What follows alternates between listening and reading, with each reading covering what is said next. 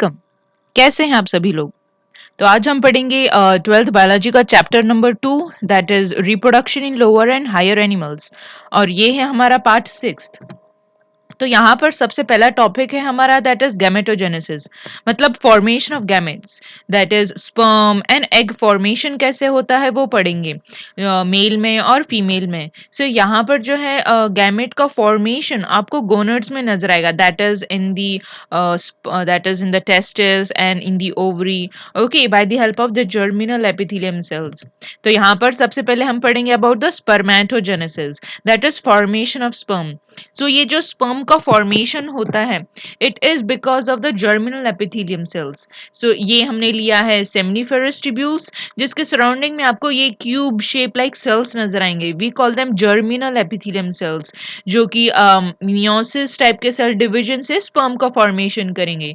You can see the tail of the sperm, okay. So यहाँ पर formation होता है स्पर्म्स का, that is in the seminiferous tubule by the help of the germinal epithelium cells.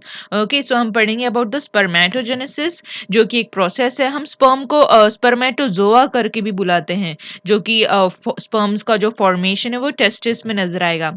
और होता क्या है, जैसे ही मेल्स में प्यूबर्टी स्टार्ट होती है, सो उनके ब्रेन में जो हाइपोथैलेमस प्रेजेंट है वो एक हार्मोन सिक्रीट करना स्टार्ट कर देता है, that is gonadotropic releasing hormone. और फिर इसी की वजह से वो स्टिमुलेट करता है पिट्यूटरी ग्लैंड को, और pituitary gland start releasing a hormone, that is follicle stimulating hormone, जिसकी वजह से स्पर्मेटोजेनेसिस की प्रोसेस जो है वो देखने मिलेगी। सो जो भी सेमिनिफेरस ट्यूब्यूल्स है, वी हैव सीन कि उसमें जर्मिनल एपिथेलियम लेयर्स की सेल्स प्रेजेंट है। हियर ये सेमिनिफेरस ट्यूब्यूल है, one of the seminiferous tubule, this is second seminiferous tubule, और ये थर्ड सेमिनिफेरस ट्यूब्यूल है। ओके, सो हम ये एक ही के बारे में पढ़ेंगे। यहाँ पर you can see it is lined by a single layer of cube shape cells, we call them germinal epithelium. So ये जो germinal epithelium है, here they are going to convert into spermatogonia, then primary spermatocyte, फिर secondary spermatocyte, फिर spermatid, and then spermatozoa का formation होगा। और फिर here धीरे धीरे जो है टेल का फॉर्मेशन होगा, and then they are going to get detach from these cells. Okay, so यहाँ पर इस तरीके से जर्मिनल एपिथेलियम से ही है जो स्पर्म्स का फॉर्मेशन होगा, and that process is called as spermatogenesis. So ये जो प्रोसेस है ये 3 फेजेस में डिवाइडेड है। सबसे पहला आता है मल्टीप्लिकेशन फेज, फिर ग्रोथ फेज, और थर्ड आता है that is the maturation phase. So here this is the chart which we are going to study in detail. So हमने देखा कि जो जर्मिनल एपिथेलियम सेल्स प्रेजेंट है, ओके, वही है जो कि here they are going to undergo a type of division, जिससे स्पर्मेटोगोनिया का फॉर्मेशन होगा।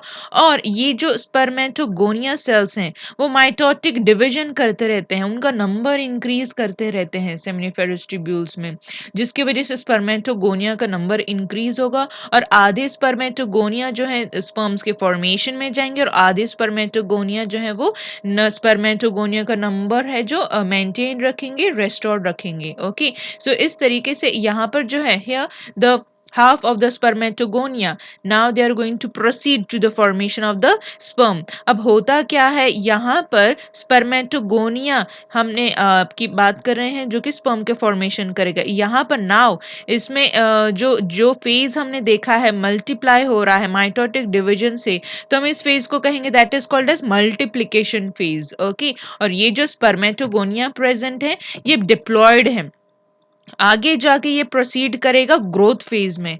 ओके, जैसे ही ग्रोथ फेज करेगा, हियर यहाँ पर जो है उसका साइज जो है वो इंक्रीज होगा, और यहाँ पर जैसे ही साइज इंक्रीज होगा because of the accumulation of the food material, okay, उसका साइज इंक्रीज हो जाएगा। आगे जाके यहाँ पर अब जो है साइज इंक्रीज हुआ है because of the growth phase. अब तीसरा फेज स्टार्ट होता है, that is called as maturation phase. Maturation phase में हमें देखने मिलेगा ये जो प्राइमरी स्पर्मेटोसाइट है, now it is going to undergo meiosis 1 and meiosis 2 type of cell division. Division. Okay, सबसे पहले हम देखेंगे मियोसिस वन टाइप का सेल डिवीजन होगा, जो कि एक तरीके का रिडक्शनल डिवीजन है, जहां पर जो क्रोमोसोम नंबर है वो रिड्यूस हो जाते हैं, आधे हो जाते हैं, and then it is going to give rise to the secondary spermatocyte। और सेकेंडरी स्पर्मेटोसाइट ये हप्लॉइड होंगे। सो प्राइमरी स्पर्मेटोसाइट जो थे उसमें जो क्रोमोसोम नंबर थे वो थे 46, और अब जो क्रोमोसोम नंबर हो जाएंगे वो हो जाएंगे 23। ओके, अब ये जो सेकेंडरी स्पर्मेटोसाइट हैं वो करेंगे मियोसिस टू टाइप का सेल डिवीजन, जो कि इक्वेशनल डिवीजन है, और यहाँ पर जो क्रोमोसोम नंबर है वो इक्वल होंगे। ओके, और now they are going to give rise to the spermatid। Here you can see the spermatid, the cells they are being present। ये जो spermatid है ये नॉन मोटाइल होते हैं और ये नॉन फंक्शनल होते हैं। ओके, और यहाँ पर ये अटैच रहेंगे सर्टोली सेल्स को, जो कि एक तरीके के न्यूट्रिटिव सेल्स हैं, ताकि न्यूट्रिशन ले सके और आगे और भी ज्यादा इनमें डेवलपमेंट हो सके। ओके, और आगे यहाँ पर यही spermatid हैं जो कि they are going to undergo a type of a process, that is spermiogenesis के द्वारा ही ये स्पर्म का फॉर्मेशन होगा। So here you can see the sperm formation is going to takes place. तो हम इसको स्पर्म को स्पर्मेटोजोआ भी बुलाएंगे। तो काफी ज्यादा चेंजेस देखने मिलते हैं हमें स्पर्मेटिड से जब स्पर्म का फॉर्मेशन होता है। सेंट्रियोल्स में देखेंगे किस तरीके से रीअरेंजमेंट होता है, किस तरीके से माइटोकॉन्ड्रिया स्पाइरल शेप हो जाता है, और even how the acrosome is going to develop by the help of the Golgi body. So हम देखेंगे कि आगे की किस तरीके से स्पर्म का फॉर्मेशन होता है। तो अभी हमने पढ़ा मल्टीप्लिकेशन फेज, जिसमें स्पर्मेटोगोनिया नंबर इंक्रीज होता है, ग्रोथ फेज जहां पर स्पर्मेटोगोनिया प्राइमरी स्पर्मेटोसाइट में कन्वर्ट होता है, और मैच्योरेशन फेज जहां पर मियोसिस वन और मियोसिस टू का सेल डिवीजन है। And also we have studied about the spermiogenesis, जहां पर spermatid कन्वर्ट होता है स्पर्मेटोजोआ में, और काफी ज्यादा चेंजेस देखने मिलते हैं। वो मोटाइल हो जाता है, spermatid they are non motile and spermatozoa they are motile. So अब हम पढ़ेंगे about the structure of the sperm, कि किस तरीके से जो स्ट्रक्चर है स्पर्म का देखने मिलता है। सो हियर सबसे पहले जो है दिस इज द स्ट्रक्चर, और ये जो स्ट्रक्चर है स्पर्म का, it is divided into 3 region. सबसे पहले आता है हेड, फिर मिडिल पीस, और फिर आ जाता है टेल रीजन। हेड जो है वो काफी ओवल शेप हमें नजर आता है, राइट, और ये हप्लॉइड है, मतलब total number of chromosome they are going to be 23। और यहाँ पर हेयर इसी न्यूक्लियस के ऊपर आपको एक कैप लाइक शेप स्ट्रक्चर दिखाई देगा, हम उसको कहते हैं दैट इज एक्रोसोम, जो कि प्रोड्यूस होता है गोल्जी बॉडी से। और यही एक्रोसोम में कुछ हाइड्रोलाइटिक एंजाइम्स हैं लाइक हाइलुरोनिडेज एंजाइम, जो कि हेल्प करते हैं एग के पेनिट्रेशन के अंदर के लिए। ओके, अब नेक्स्ट पार्ट आ जाता है नेक पार्ट। नेक पार्ट जो रीजन है यहाँ पर सेंट्रियोल प्रेजेंट है, there are 2 centriole present in the neck region. यहाँ पर पहला that is proximal centriole and next is the distal centriole.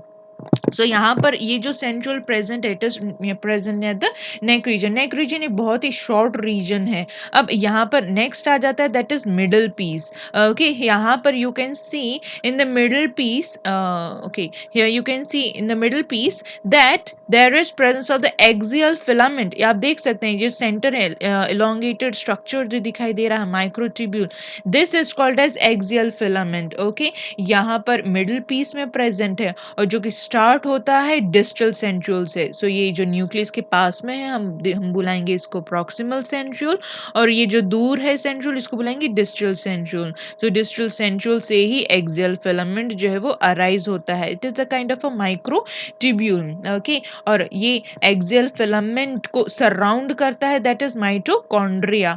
Okay, ये जो माइटोकॉन्ड्रिया करीबन 10 से तो 14 टर्न्स, स्पाइरल टर्न्स नजर आएंगे, और इसी माइटोकॉन्ड्रिया को हम बोलते हैं that is Nebenkern. Okay, so mitochondria बहुत इंपॉर्टेंट है क्योंकि वो एनर्जी प्रोवाइड करता है और हेल्प करता है स्पर्म के मूवमेंट के लिए। अब बात आ जाती है टेल की। ये जो टेल प्रेजेंट है, ओके, ये काफी लॉन्ग है, टेपरिंग स्ट्रक्चर है, और इसमें साइटोप्लाज्म भी मिलेगा। ओके, और यहीं पर ही एक्सियल फिलामेंट भी प्रेजेंट होगा जो स्टार्ट होता है डिस्टल सेंट्रियोल से, and it's going to be till the end that is end of the that is tail. Okay, so यहाँ पर जो tail है it is surrounded by a plasma membrane. Okay, partly वो surrounded होता है plasma membrane से, और अगर एकदम tail की टिप की बात करें here there is no plasma membrane present, so हम इस यहाँ पर बोलेंगे this and it is called as end piece. So this is how the structure of the sperm we can see in the males. Okay, so ये male gamete है, ये flagella है, इसलिए मोटाइल है और माइक्रोस्कोप के थ्रू ही हम इसे देख सकते हैं और 3 पार्ट्स में जो स्पर्म है वो डिवाइडेड है. सो this is the theoretical part of the sperm.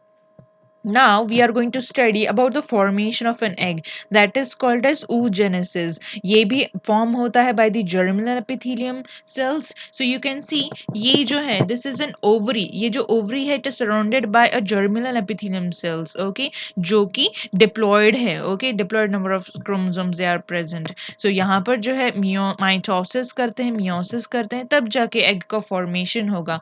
यहाँ पर भी हम पढ़ेंगे तीनों phase के बारे में, that is multiplication phase, growth phase और मैच्योरेशन फेज. सो सबसे पहले हम पढ़ेंगे about the multiplication phase. So multiplication phase में हम क्या पढ़ेंगे? Here germinal epithelium cells they are going to give rise to the oogonia, जो कि हियर दीज आर oogonia, वो भी डिप्लॉयड ही होंगे और ये बार बार माइटोटिक टाइप का सेल डिवीजन करते हैं ताकि आप खुद को मल्टीप्लाई कर सकें. तो आधे तो रेस्टोर करेंगे so that they can maintain the number of oogonia और आधे चले जाएंगे फॉर द एग फॉर्मेशन. सो जो oogonia का नंबर होगा वो मिलियंस में होगा और ये जो फॉर्म हुए हैं they are the oogonia number they are going to be in millions in number. Okay, so आगे जाके जो है आपको नजर आएगा आधे तो एग के फॉर्मेशन में चले जाएंगे और आधे जो है वो oogonia का नंबर रेस्टोर करेंगे. सो यहाँ पर आगे होगा क्या, हमें ग्रोथ नजर आएगी.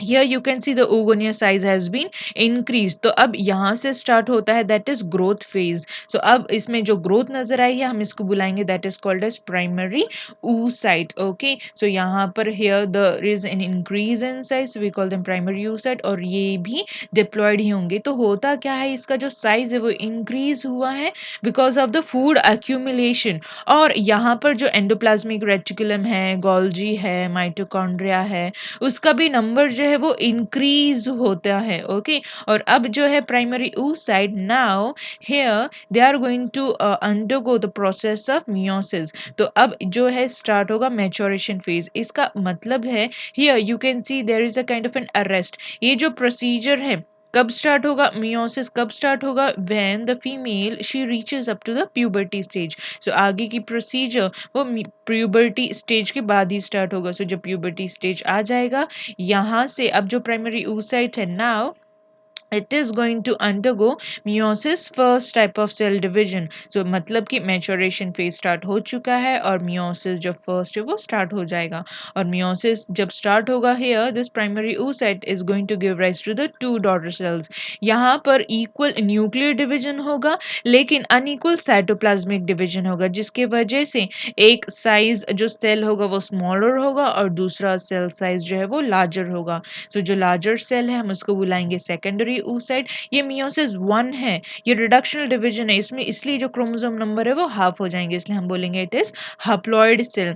और ये है the very first cell we call them polar body जो कि यहाँ पर साइटोप्लाज्म लेस होने के कारण आगे जाके ये डीजेनरेट हो जाते हैं. ओके, एट्रेशिया हो जाता है आगे. Now in the next process now here अब वो जाएंगे मियोसिस 2 स्टार्ट करेंगे लेकिन जो मियोसिस 2 है it is going to get arrested. जब तक अरेस्ट रहेगा जब तक कि स्पर्म के साथ इंटरेक्शन नहीं हो जाता और अगर स्पर्म के साथ इंटरेक्शन नहीं होता तो जो सेकेंडरी oocyte ग्राफियन फॉलिकल के थ्रू रिलीज हुआ it is going to release out through the menstrual cycle by the help of menses. So यहाँ पर अगर here the sperm interaction is going to takes place तो ही meiosis 2 जो है वो complete होगा. so sperm जो interaction है वो ampulla region में होगा और फिर आगे जैसे sperm के साथ interaction होता है now it is going to give rise to the two daughter cells और उसमें से यहाँ पर भी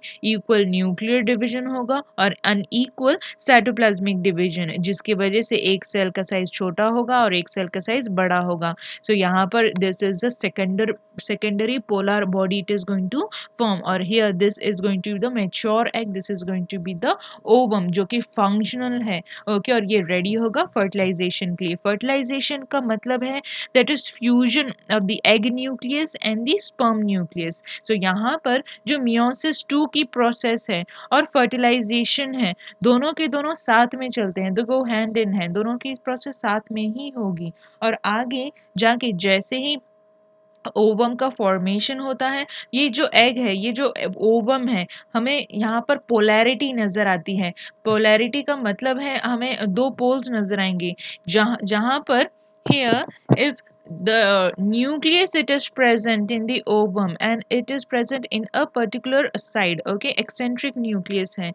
so यहाँ पर जो nucleus है from this जहाँ पर न्यूक्लियस पास में होगा उसी साइड से जो स्पर्म है वो एंटर करेंगे.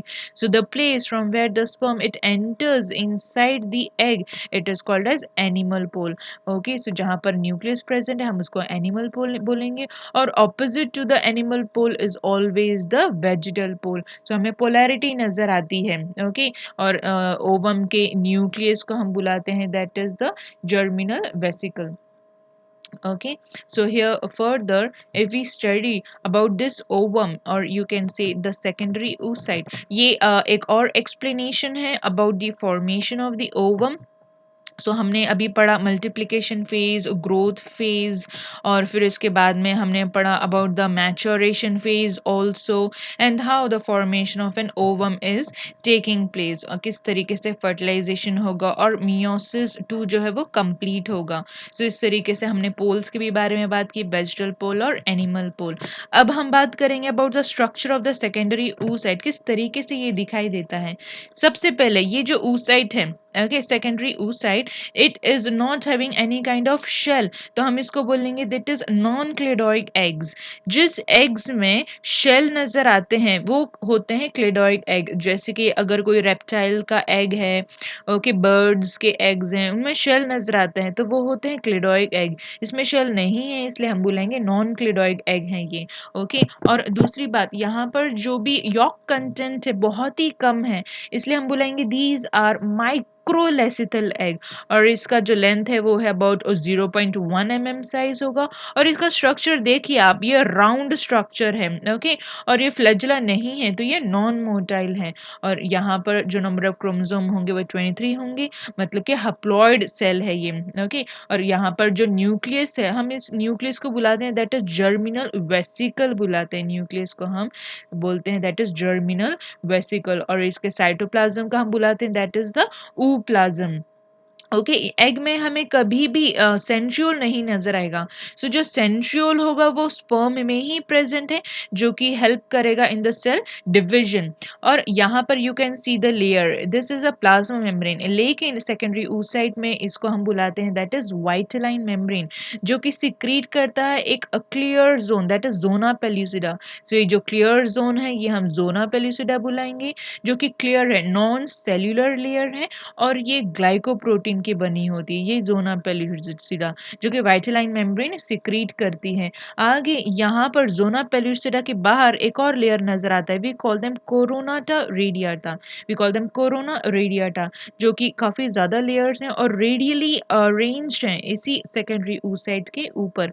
सो हम देख सकते हैं ये कोरोना रेडियाटा है, ये जोना पेल्यूसिडा है, एक दूसरे से काफी ज्यादा हेल्ड है एक दूसरे से just because of the hyaluronic acid. वो एक तरीके का म्यूकोपॉलीसेकेराइड है. ओके अब यहाँ पर जो कोरोना रेडियाटा प्रेजेंट है, ओके ये जो है अराइज होते हैं ग्रैन्युलोसा सेल से. सो जो इनर सेल्स होते हैं ग्रैन्युलोसा सेल से, वहीं से ही ये कोरोना रेडियाटा अराइज होता है. अब एक और बात यहाँ पर ये है कि जो भी वाइटलाइन मेम्ब्रेन प्रेजेंट है और जोना पेल्यूसिडा, इसके बीच में एक और जोन प्रेजेंट है, we call them perivitelline space. Okay so vitelline membrane और जोना पेल्यूसिडा के बीच में एक स्पेस है, हम बुलाते हैं पेरी वाइटलाइन स्पेस, जो कि फ्लूइड फिल्ड है.